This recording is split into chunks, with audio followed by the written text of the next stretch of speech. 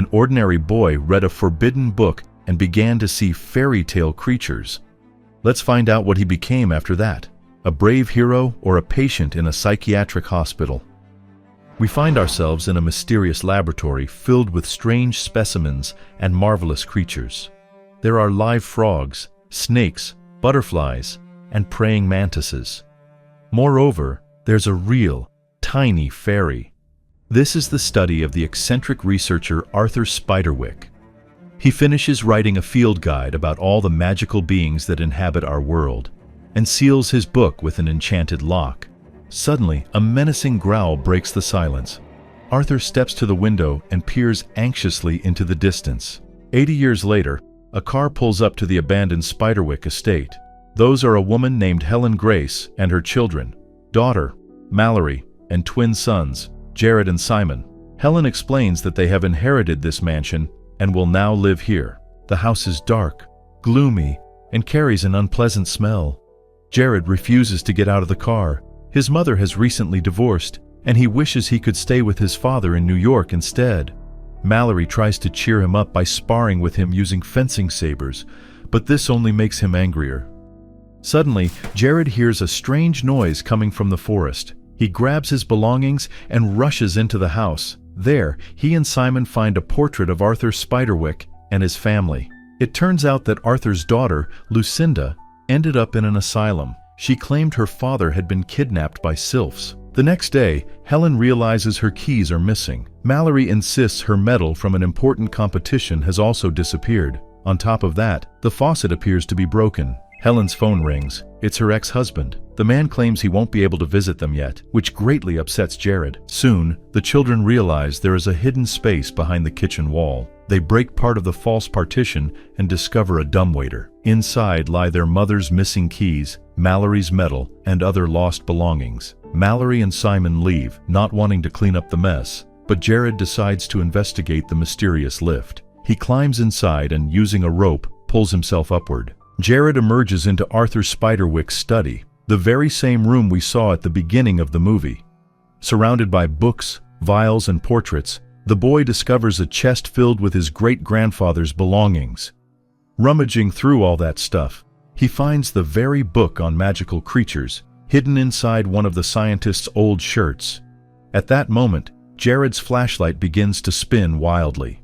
Startled, the boy grabs the book and hurries back down in the lift. He wakes Simon and tells his brother about the secret room, but Simon, still half asleep, doesn't believe him. Frustrated, Jared breaks the seal on the book. Strange noises echo through the room, and he finds his pet mice crawling on his bed. Something is watching him from behind the bookshelf. Jared hides inside a large chest and opens the strange book. He learns about the existence of fantastical creatures and about ways to see what remains invisible to others. The book reveals that the world is home not only to kind beings one could befriend, but also to dark and dangerous ones. All of these evil creatures serve the ruthless ogre Mulgarath, a shapeshifter who seeks to claim the knowledge hidden within the book. Just then, a terrified Mallory scream echoes through the house. Someone has tangled her hair and tied it to the bed frame. Furious, she accuses Jared of the prank. The next morning, Mallory and Simon are fencing with their sabers when Jared shows them the mysterious book. He insists it was a house brownie who knotted Mallory's hair, angered by their presence. But once again, no one believes him. Jared decides to appease the brownie with gifts and sweets. He waits so long for the creature to appear that he drifts off to sleep. When the boy wakes, he notices someone or something eating the treats he prepared. It actually is a real brownie. His name is Thimbletack, and he can talk. The brownie is furious with Jared for opening the Spiderwick's book, and even shifts his appearance to look more frightening. You see, Thimbletack was meant to guard the book from the ogre Mulgarath, and now it has fallen into the wrong hands. Jared soothes the angry brownie with honeyed crackers, and Thimbletack turns kind and gentle once again. He shows the boy a protective mushroom circle, a barrier that dark forces can't cross. Trouble begins when Simon, wandering outside, steps beyond the safety of the circle. Suddenly, he is knocked to the ground and dragged into the forest by an unseen force. Thimbletack, enraged once more, throws Jared a hold stone. Peering through it, The boy sees that Simon is being carried off by vicious goblins.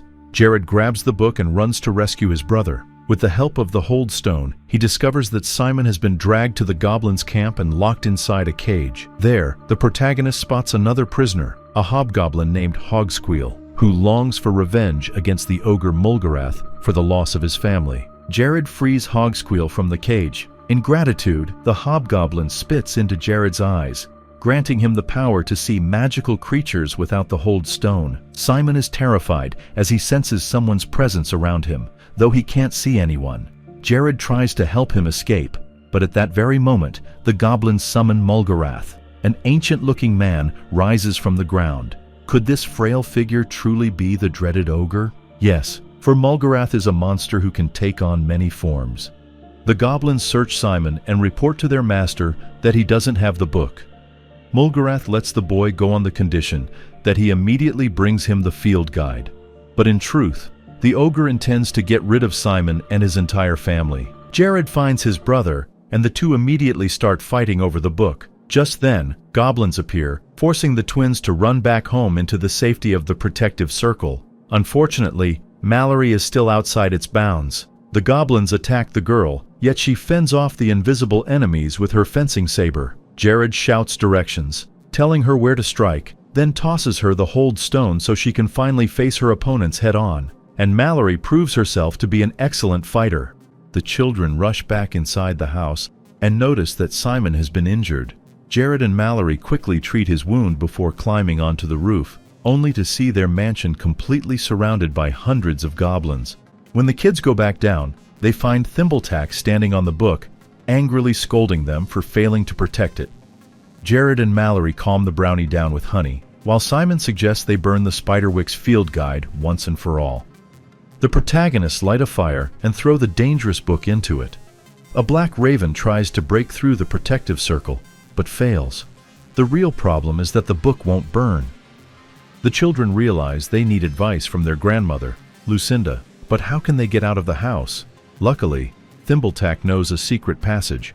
While Simon distracts the goblins, Mallory and Jared escape through an underground tunnel. The girl manages to grab her fencing saber, while Jared takes Arthur Spiderwick's book. The goblins summon a troll. It's huge, terrifying, and incredibly strong. The troll charges at Jared and Mallory. The kids barely manage to escape and climb back to the surface. Fortunately, a passing truck rams into the monster. One problem solved. Meanwhile, Simon, with Thimbletack's help, discovers that the best weapons against goblins are tomato sauce, vinegar, and salt. The boy brews up an entire pot of this anti-goblin mixture, while the brownie happily devours all the honey left in the house. Jared and Mallory, in the meantime, must find Lucinda as soon as possible. Luckily, they have her address, so tracking her down isn't too hard. The children finally meet their grandmother. She is very old now and lives in a psychiatric care home, surrounded by fairies. Jared shows Lucinda Arthur Spiderwick's book. The old woman tells them that when she was a little girl, goblins once tried to kidnap her. Arthur saved his daughter, but he himself was taken away by the sylphs, spirits of the air who protect the entire magical world. Lucinda confesses that the only way to defeat the ogre Mulgarath is to find Arthur and make him destroy his book. Suddenly, goblins smash through the window and rip several pages from Spiderwick's book. Lucinda drives them off with a handful of salt, just as Helen walks into the room. What an unexpected reunion! Mulgarath studies the stolen pages with glee. At last, he has found the secret to breaking the protective mushroom circle. On the way home, Jared and Mallory tell their mother everything that happened. Needless to say, Helen doesn't believe a word of it. Furious and frustrated, Jared shouts at her, starts a scene, and blurts out that he hates her. The children notice that the goblins no longer surround their house. Instead, angry Hogsqueal is standing just outside the protective circle. He warns them that Mulgarath will come as soon as the full moon rises. Then he spits on Mallory and Simon so they can finally see him too. Jared tries to call their father, but no one picks up. At last, Mallory admits the truth. Dad isn't coming back. He's now living with another woman. Jared, Simon, and Mallory recite an elvish spell from Spiderwick's field guide and summon a giant griffin. With its help, the children take off on a dangerous but breathtaking flight to the realm of the sylphs. In the kingdom of the air spirits, they meet Arthur Spiderwick himself. He hasn't aged a single day in all these years. The children tell their great-grandfather everything that's happened. Jared begs Arthur to destroy the dangerous book once and for all. But there's a problem. Cunning Thimbletack has switched the pages. Instead of Spiderwick's magical guide, the children have brought him nothing but an ordinary cookbook. When Arthur learns that Mulgarath has stolen several pages and will soon break the protective mushroom circle, he is horrified. The sylphs won't let the children leave, since they now know too much. The researcher distracts the air spirits with the fake book, giving the protagonists a chance to summon the griffin once again and escape. Back at home, the kids see goblins already pouring a strange potion over the mushroom circle. Just then, Helen returns. The children pile into her car and make her drive straight into the protective circle. At first, the woman refuses to believe them, but the moment she sees Thimbletack with her own eyes, she realizes the children are telling the truth. The family prepares for battle. They scatter salt, arm themselves with kitchen knives, and make tomato bombs.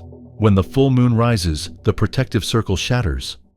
The goblins launch their attack. Salt keeps them from breaking through the windows, so the monsters smash the steps instead and crawl into the house from below. Their plan works. The protagonists fight back with tomato bombs, sabers, and knives, but there are too many enemies. They retreat and barricade themselves in one of the rooms, only to be confronted by a massive troll. The family rushes to the kitchen, shoving more than 10 jars of tomato sauce into the oven.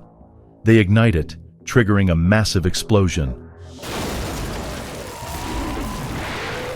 All the goblins and even the giant troll instantly dissolve into nothing more than slimy green stains on the floor. Suddenly, a noise echoes through the house. It's Richard, Helen's ex-husband, and the children's father. Jared quickly realizes this is Mulgarath in disguise and lunges at the imposter. Mulgarath reveals his true monstrous form and chases Jared through the house. Determined to seize the Spiderwick's book, the furious ogre corners the boy on the rooftop. Jared hurls the magical book down. Mulgarath transforms into a raven and snatches it in his claws, only to be caught mid-air and devoured by the ever-hungry hogsqueal.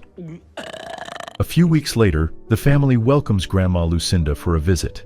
She happily greets Thimbletack and steps outside. There she encounters Arthur, surrounded by the sylphs. At last, they've allowed him to see his daughter again.